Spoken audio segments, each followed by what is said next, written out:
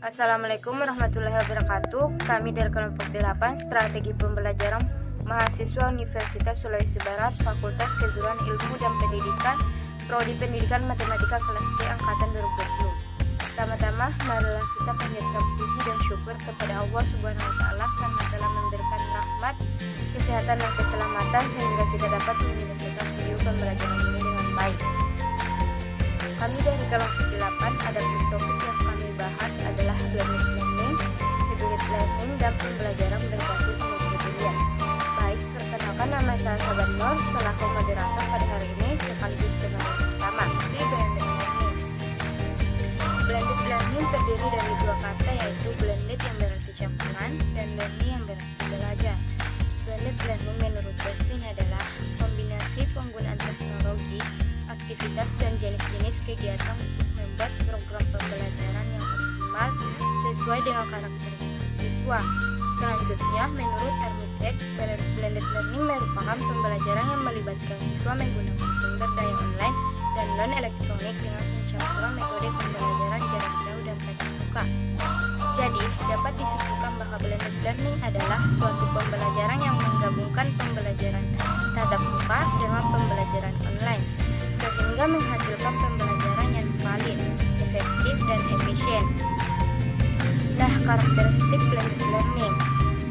Karakteristik yang dimiliki oleh blended learning menurut Grossman adalah sebagai sumber suplemen dengan menggunakan pendekatan tradisional yang mendukung lingkungan virtual melalui sebuah lembaga rancangan pembelajaran yang mendalam serta pandangan bahwa teknologi dapat mendukung kegiatan pembelajaran.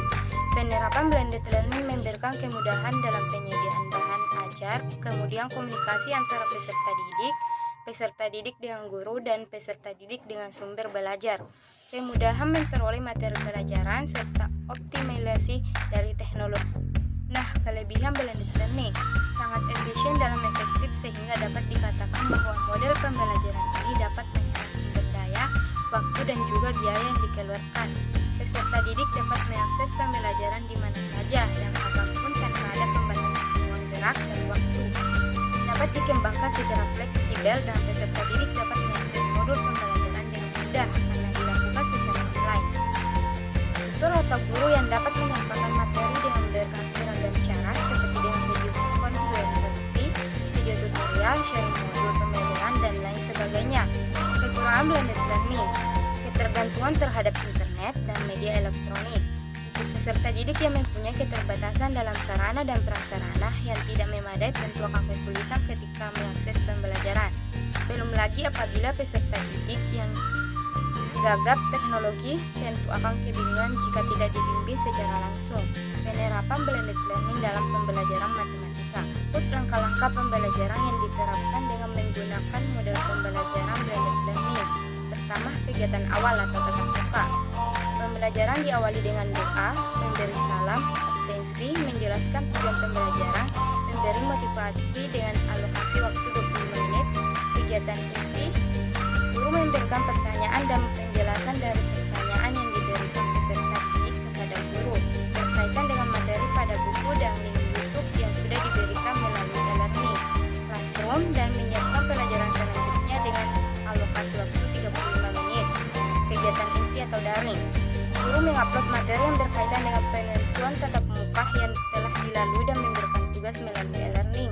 Classroom, guru menilai tugas yang dikerjakan peserta didik, sekaligus memberikan pembahasan kepada peserta didik.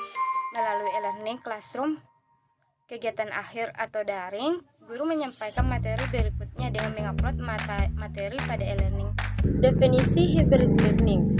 Hybrid learning adalah suatu sistem pembelajaran yang menggabungkan berbagai pendekatan dalam pembelajaran, yaitu pembelajaran secara face-to-face atau tatap muka, pembelajaran berbasis komputer, dan pembelajaran berbasis online dengan media internet atau mobile learning. Karakteristik hybrid learning. Menurut Julie, menjelaskan tentang karakteristik hybrid learning adalah pembelajaran yang menggabungkan antara pembelajaran online dengan pembelajaran tatap muka secara teratur dan efektif. Menurut Graham Kaleta 2002, menjelaskan tentang karakteristik hybrid learning. sebagai pembelajaran yang diintegrasikan secara normal melalui pembelajaran di luar kelas, di mana dapat menggunakan fasilitas elektronik sebagai tutorial, kelompok belajar, atau informasi dari perpustakaan. Adapun kelebihan dan kekurangan hybrid learning. Yang pertama, tetap mendapatkan manfaat PTM atau pembelajaran tatap muka. Kedua, menumbuhkan kesadaran akan pentingnya bersosialisasi dengan teman dan guru. Ketiga, kondisi belajar lebih fleksibel. Adapun kekurangan dari hybrid learning, kekurangannya yaitu yang pertama, tuntutan lebih akan peran orang tua. Yang kedua, kesulitan menjamin jadwal belajar harian. Penerapan pembelajaran hybrid learning. Untuk pertama, pada contoh yang ini, dosen bisa memberikan pembelajaran secara mandiri kepada mahasiswa melalui media daring, yaitu virtual synchronous learning, baik melalui video ataupun melalui tugas yang diberikan. Nah, setelah pembelajaran tersebut bisa diterima dan ditelaah dengan baik oleh mahasiswa, maka mahasiswa tersebut bisa melakukan kegiatan praktikum dengan kegiatan tatap muka terbatas sesuai dengan pembelajaran yang diterapkan. Contoh kedua, pada contoh yang satu ini bisa digunakan untuk project based learning. Selama melakukan kegiatan project tersebut, mahasiswa bisa dikawal dan diberi arahan oleh dosen melalui media LMS yang disediakan.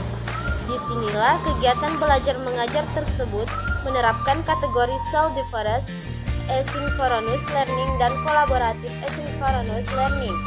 Setelah melakukan project based learning dan memahami seluruh arahan yang diberikan, maka mahasiswa bisa melakukan presentasi dan hasil proyek tersebut dengan tatap muka terbatas.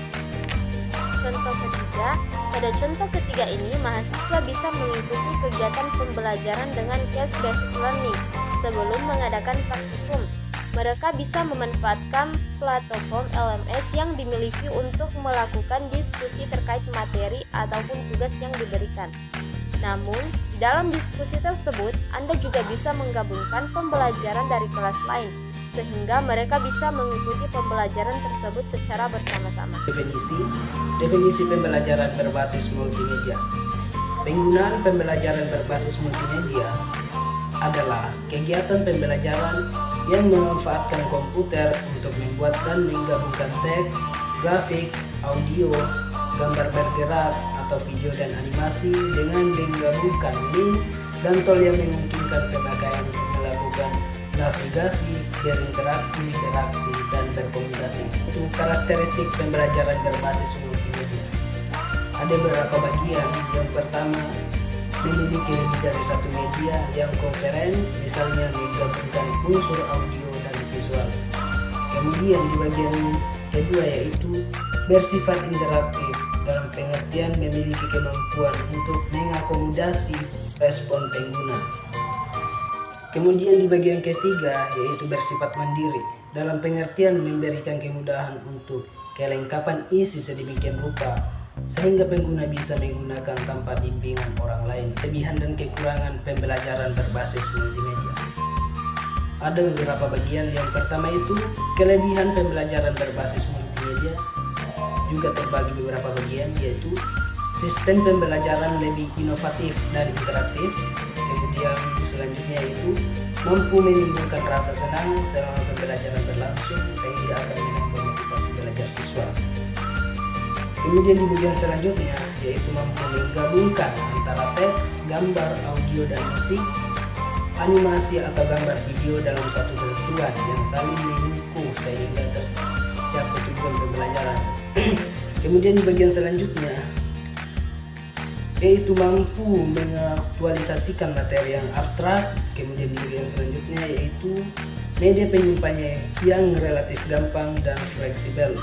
Kemudian di bagian selanjutnya membawa objek yang sukar didapat atau berbahaya ke dalam lingkungan belajar. Kemudian di bagian selanjutnya lagi yaitu menampilkan objek yang terlalu besar ke dalam kelas. Dan terakhir, menampilkan objek yang tidak dapat dilihat secara langsung. Biaya yang relatif mahal untuk tahap awal. Kemudian yang kedua, kemampuan SDM dalam pengguna multimedia masih perlu ditingkatkan. Kemudian selanjutnya, belum memadainya perhatian dari pemerintah. Dan yang terakhir, belum memadainya infrastruktur untuk daerah tertentu. Penerapan pembelajaran berbasis multimedia dalam matematika. Penerapan pembelajaran berbasis multimedia dalam pembelajaran matematika tentunya akan dapat mengarahkan peserta didik untuk berpikir logis, sistematis, kritis, praktis, sehingga dalam mengaplikasikan mereka dapat lebih peka terhadap permasalahan-permasalahan di sekitarnya. Adapun kesimpulannya itu, blended learning adalah suatu pembelajaran yang menggabungkan pembelajaran tatap muka dengan pembelajaran online sehingga menghasilkan pembelajaran yang valid, efektif, dan efisien. Kemudian hybrid learning adalah suatu sistem pembelajaran yang menggabungkan berbagai pendekatan dalam pembelajaran, yaitu pembelajaran secara fase atau tatap muka, pembelajaran berbasis komputer, dan pembelajaran berbasis online dengan media internet atau mobile learning. Adapun saran yaitu dengan penerapan pada pembelajaran matematika model blended learning, hybrid learning, dan pembelajaran berbasis multimedia, diharapkan peserta didik dapat mengembangkan pengetahuan mereka secara mandiri, sehingga pengetahuan dimiliki oleh siswa lebih bermakna. Dengan demikian dapat meningkatkan hasil belajar dan kemampuan matematis siswa. Demikianlah presentasi kelompok kami. Saya selaku moderator mengucapkan mohon maaf atas segala kekurangannya dan terima kasih atas partisipasinya. Wassalamualaikum warahmatullahi wabarakatuh.